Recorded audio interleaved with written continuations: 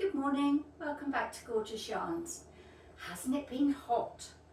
Well, I've been picking some of the calendula from the garden, and these old-fashioned cottage marigolds give the most beautiful golden colour. So I've been picking a few each day, and then when I've got enough like that, I've been drying them in my dehydrator and storing them ready to use later on. I like to think of them as my Cornish gold. So if you remember last time, I was scouring some fibre, some fabric and some paper to have a trial with a solar dye jar. So it's all been scoured, and today I'm going to set up the jar. So take out all the nice clean fabric. I'll just rinse it off a bit before it goes into the jar. There we are.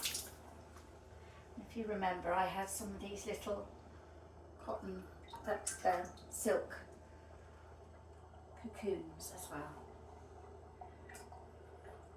There's a bit of cotton there. Right, so I'm just literally going to rinse them a little bit, so that any residual scouring solution or dirt just gets rinsed off. That's a nice piece of silk that I've got.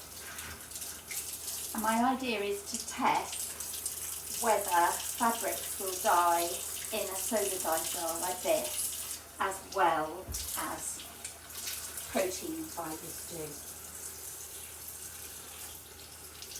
So most of the fabrics I've got here are cellulose. That's the paper there. I'm going to have to be really gentle with that.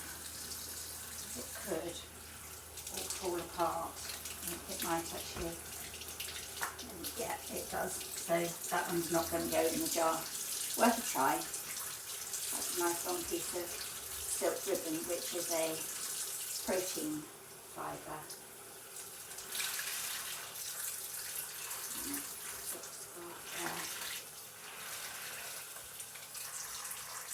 Okay, now I'm also going to try a different kind of mordant, and this is Aluminium Triformate, and it's meant to be good for protein and cellulose fibres. I have used it in a solar jar before with protein fibres, wool, but I haven't used it in a solar jar with the cellulose fibres, so it'll be interesting to see how it works. So I need to weigh 5% weight of fibre, and I know that I've got 150 grams of fibre, so I need 7.5 grams.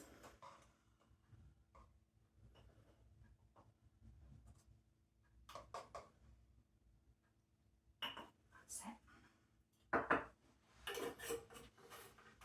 And remember, always add powder to liquid. So that's all ready for when I need it to put in the jar.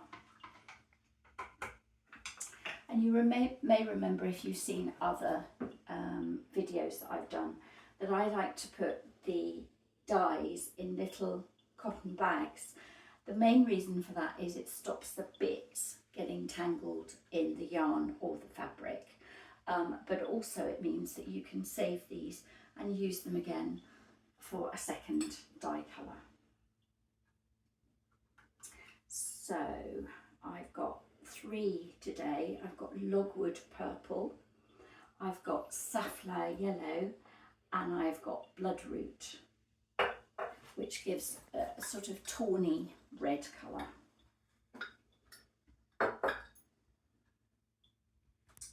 I'm just measuring them out. I'm going to use about 5 grams of each, maybe a bit more of the bloodroot. The safflower is actually quite a strong yellow.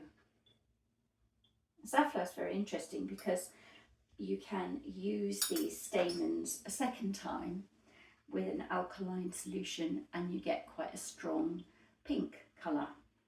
So once it's shed its yellow, then the second colour is pink. So that's the safflower and the bloodroot.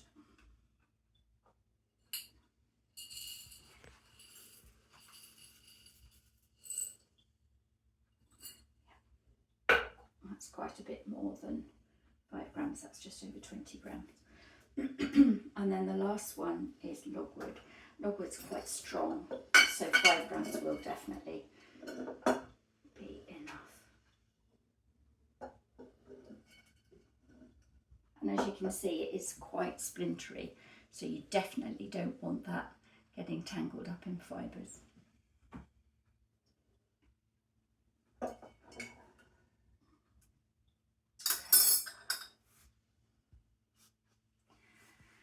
So the next thing I do is pop one of the dye bags in the bottom, and then I'm just going to add the fabric in layers, a bit like you do when you have the yarn, like that.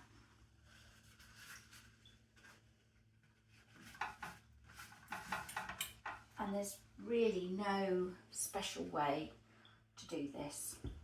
It's just a case of popping it in the jar. There's those tiny silk cocoons, I'll put those in, like that. So what I'm doing is just popping them in, and then I'm going to create like a little shelf here.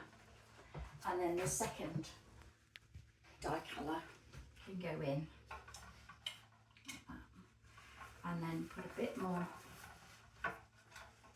fabric layers in, and then lastly the safflower. Sort of gently push everything down. There's the embroidery threads. I'm going to put those in at the top. Now I don't think I can resurrect that paper. That's not responded well with the scouring. So here's the Aluminium Triformate solution. Just pouring it in.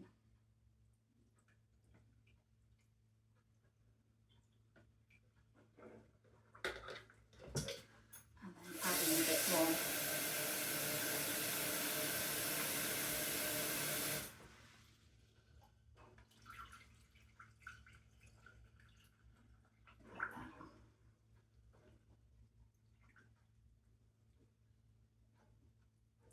There we are. Let's see what magic we get.